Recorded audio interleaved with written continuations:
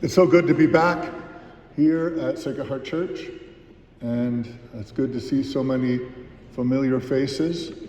But since I just turned 64, my brain is getting a little addled.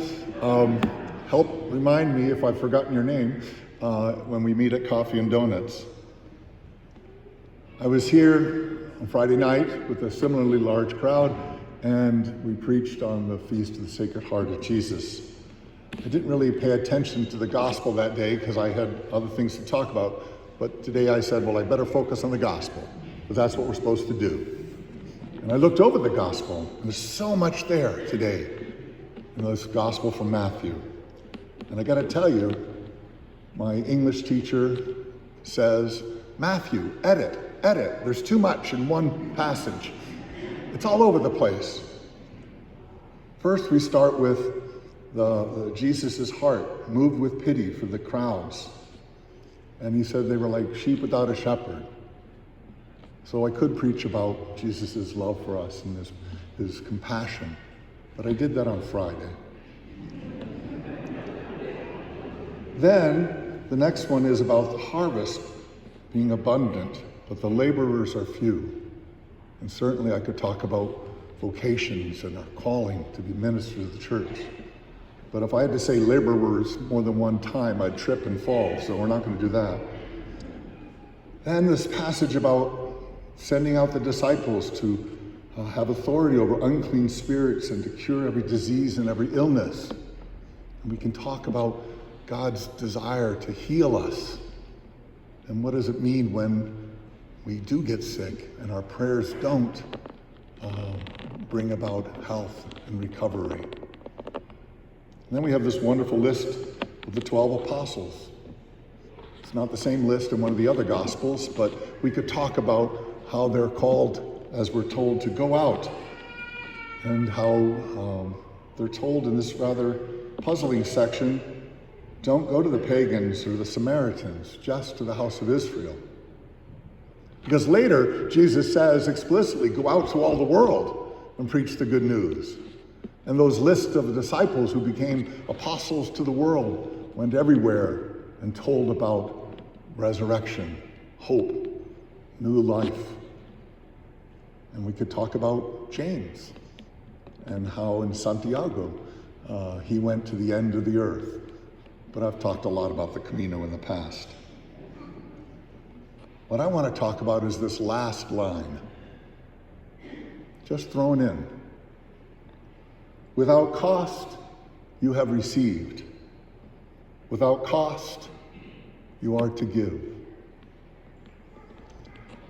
When I was here in Colorado Springs, we experienced poverty and homelessness, but my job in Portland now is explicitly to work with the homeless or folks who are just living in small one-room apartments, low-income housing, and struggle to make ends meet, and they come to us for food and for clothing and for the different things we're able to offer.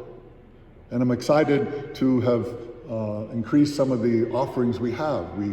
We have dinners on Friday nights now. You'll learn about this if you come to the talk after Mass, but we try to do what we can for the homeless. When I lived here in Colorado Springs, I didn't really notice the extent of the homeless in our area till I decided to start exercising and get a bike and bike along the river route and see the many tents all over the city. Like you, for many years, I just drive by and notice homeless. Now those tents are right in front of our church. And I've gotten to know some of the folks there pretty well. In fact, I'm a minor celebrity as I walk among the homeless in Portland. Hey, Father. Hey, Pastor. It's home now for me. And my perspective of what poverty is about and what homelessness and drug addiction and mental health challenges, they've become a bit more acute and more refined. I don't know the difference between folks struggling with mental health problems and folks who are struggling with addiction problems. It's they manifest the same way. They're erratic, they're a bit confused, possibly tend to violence, or they're just out of it, incoherent. And I don't know if mental health problems get medicated with addictive substance, or if addictive substance leads to severe mental health problems with some of these folks. But I do know that when I hear this line, "Without cost you have received," I'm grateful for what I have received. And I recognize that it is something we've received, that each of us sitting here today, everyone we know, the whole world, we have received gifts. The idea of a self-made man, a person who did it all by himself and made him who he is, it's a wonderful illusion. It gives you a great sense of confidence and accomplishment, but it's a facade, because everything we have is gift.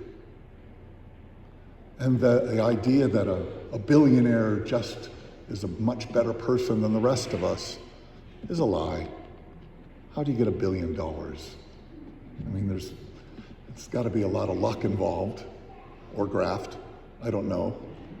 But it certainly doesn't involve necessarily self-giving and awareness of others. When we think that we're self-made, we sort of overlook the fact that we've received many blessings in life. And it's easy to see the homeless or the unhoused or just those who are struggling financially, mentally, or health problems. It's easy to see like, oh, I don't know where they're from or why they have those problems, but I've got my own, and I'm doing much better than they are. It's easy to just keep driving by and ignoring folks.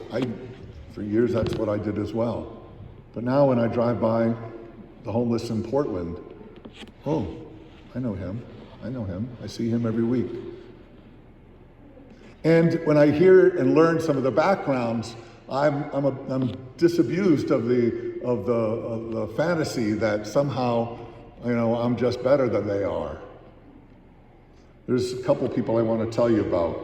And there's many others that I don't know their backgrounds. I don't know what they're doing. I wish they would, some of the younger ones, I wish they'd go home to their parents, because it's so heartbreaking to see a 20-year-old kid on the streets. But my first real person that I got to know by name was Darren. And Darren is this grizzled old guy, and his arms were always going all over the place. And I was worried I was going to get smacked if I stood too close to him when he talked. And he was always angry. There was problems he was always upset about. Vanessa, who works for me and runs a lot of the clothing and food ministry, worked hard to get him into a small apartment right next door. And that was good. I mean, his tent was always right outside of our door. We kept telling him, you got to move the tent. The city doesn't really enforce that, but that's where our line is for food, and it just got too congested.